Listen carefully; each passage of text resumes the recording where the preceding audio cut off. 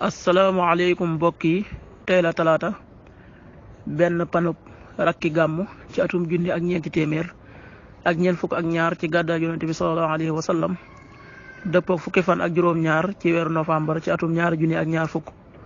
benn pan nag bokkul ci lim yu fatt yi. bis bu rafet la mënees na cee watu wala daloo ci wala takk ci ab sëy wala yeggale ko ci wala sanc ci kër wala tàmbali ca dara ak yu mel na ñoom.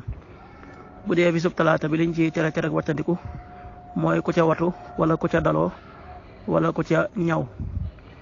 ñaanuk bis bi yow yàlla maa ngi lay ñaan nga defal ma xam-xam bu am njariñ ak wërsëg wu teey ak jëf ju ñu nangu.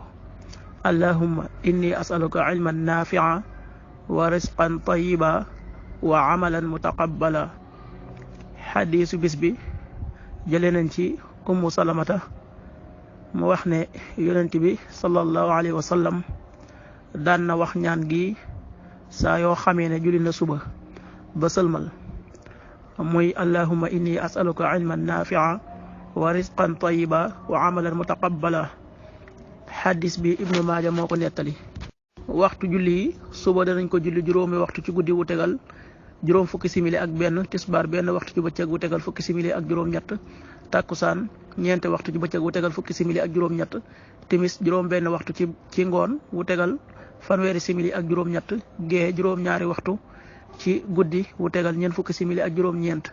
loolu mooy waxtu julli ci Touba ak li ko wër. bu fekkee nekkoo Touba soo ko féetee penku ñaar fukk ak juróom ñaari kilomètre yu ne wàññil benn simili, soo ko féetee sowwu wala gànnaar wala saalum téeméeri kilomètre yu ne yokkal benn simili. jant bi dana fenk juróom ñaari waxtu ci suba wu tegal juróom benn simili, di so juróom benn waxtu ci ngoon wu tegal fanweeri simili ak ñeent. yàlla na nu yàlla nangul te nangul leen amin.